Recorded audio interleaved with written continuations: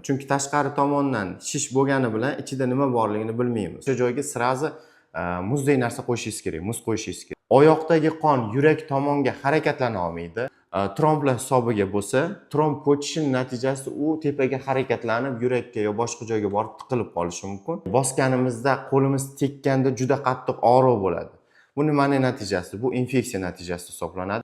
Assalomu alaykum. Men Toyirov Xurshid, oliy ma'lumotli shifokor, kineziologman. Bugun sizlar bilan oyoqlarda uchraydigan shishlar va ularning sabablari haqida gaplashamiz. Demak, buni qanday farqlab olishimiz mumkin? Chunki tashqari tomondan shish bo'lgani bilan ichida nima borligini bilmaymiz. Agar sizda tanada temperatura baland bo'lsa, bunda infeksion kasallik ketayotgan bo'ladi bo'g'imda va ichida yiring bo'lish ehtimolligi baland. Agar sizda o'sha bo'g'imda o'zi issiq bo'lsa, ya'ni boldiringizni son qismini ushlab ko'rdingiz, tizza qismi o'sha joylarga nisbatan issiqroq. Demak, o'sha joyda artrit kasalligi ketyapti. Biz hozir demeksit bilan kompress qilish haqida gapirib o'tdik. Demeksit bilan kompress qilganda faqat artrit kasalligida va yallig'lanish kasalligidagina foyda beradi.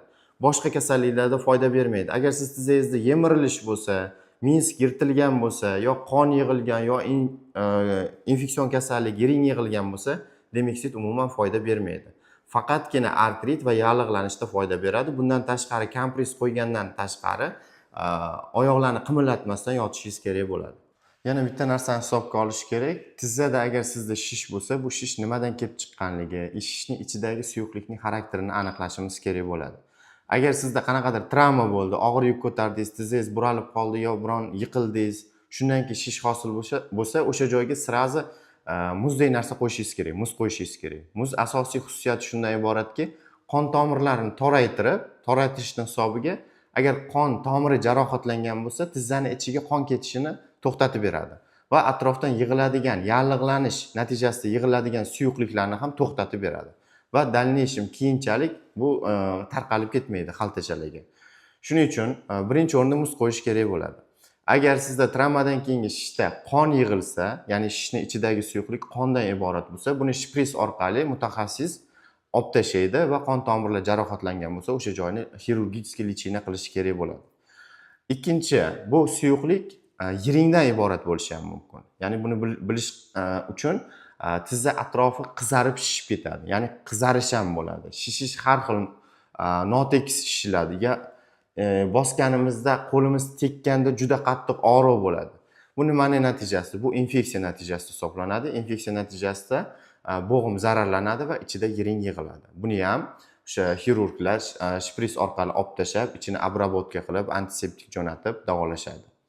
Keyingisi oddiy reaktiv suyuqlik deymiz, ya'ni tanamizda o'sha tizzamizda yallig'lanish bo'lsa, uni himoya qilish uchun hujayralarimiz suyuqlik ko'p miqdorda ajratib chiqaradi. Buni esa oddiy kompress orqali davolash mumkin bo'ladi va bularning uchala holatida ham tizzani harakatini cheklashimiz kerak. Uchalasida ham. Artrit kasalligida ham xuddi shunaqa yallig'lanish hisobiga shish hosil bo'ladi, qizarish bo'ladi va o'sha tizzangizni ushlab ko'rganingizda songa nisbatan yo boldirga nisbatan tizzangiz issiqroq bo'ladi.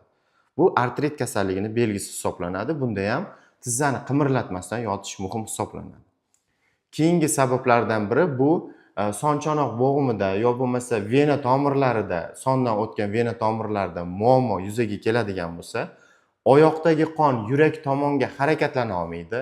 Chunki qon tomirlarning orasidagi klapanlar shunaqaki, biz kun bo'yi tik yuramiz. Tik yurishimizning hisobiga kun bo'yi qon oyoqqa tushadi. Endi tepaga chiqishi uchun vena qon tomirlari juda katta, keng bo'ladi va davleniya past bo'ladi. Shuning uchun pastdan tepaga qarab harakatlanganda klapanlar joylashgan. Bu klapanlar misol uchun xuddi liftga o'xshab ishlaydi. Birinchi etajdagi qisqaradi, ikkinchi etajga chiqadi va klapan yopiladi, чтобы ikkinchi etajdagi qon pastga tushmasligi uchun. Keyin ikkinchi etajdagi, ya'ni tepadagi qon tomirlar qisqaradi, yana ham teparoqqa olib chiqadi va o'sha joydagi klapan yopiladi. Shunaqa qilib sekin astalik bilan tepaga harakatlanadi. Agar sizda o'sha klapanlar yaxshi ishlamasa, ya'ni yopilmasa, ikkinchi etajga, ya'ni tepaga chiqqan qon o'sha joydagi qon tomirlar qisilishining hisobiga yana pastga qaytib tushadi. Ya'ni tepaga harakatlana olmaydi. Shuning uchun sizda vena tomirlarda varikoz bo'lishi mumkin, katta qon tomirlar shishib ketishi mumkin. Buni xavfli tomoni shundaki, bunda ham oyoqda shish hosil bo'ladi faqat bir tomonlama, ya'ni bitta oyoqda bo'lishi mumkin, ikkinchisida bo'lmasligi mumkin. Buni lecheniya qilishda, davolashda e'tiborli bo'ling, chunki bu tromblar hisobiga bo'lsa, tromb ko'chishining natijasida u tepaga harakatlanib, yurakka yo boshqa joyga borib tiqilib qolishi mumkin. Bu o'lim bilan yakunlanishi mumkin. Juda xavfli hisoblanadi. Ikkinchisi esa limfa tomirlaridagi muammolar. Ya'ni limfa drenaj oyoqda yaxshi bo'lmaydi. Ya'ni oyoqda hosil bo'lgan, hujayralarda hosil bo'lgan suyuqliklar chiqib keta olmaydi oyoqdan. Tepaga harakatlana olmaydi. Bu ham bir tomonlama bo'ladi ko'pincha, ya'ni bitta oyoqda bo'ladi, ikkinchisida bo'lmaydi shishlar. Buni asosiy sababi bo'lgan o'sha limfa tomirlari drenajini yaxshilash orqali tuzatish mumkin shishni. Keyingisi, agar sizda ikkita oyoqda bir xil miqdorda, ya'ni ikkita oyoqda ham shishish bo'lsa, tizzadan tashqari butun oyoqda shishish bo'lsa, bu asosan yurak kasalliklarida bo'ladi. Buyrak kasalliklarida bo'ladi. Buni qanday farqlashimiz mumkin? Agar sizda shish kechqurun kuchaysa, ya'ni kechqurun kattalashib ketadigan bo'lsa, shishgan joylar bu yurak kasalliklari va bu ikkita oyoqda ham bir xil uchraydi.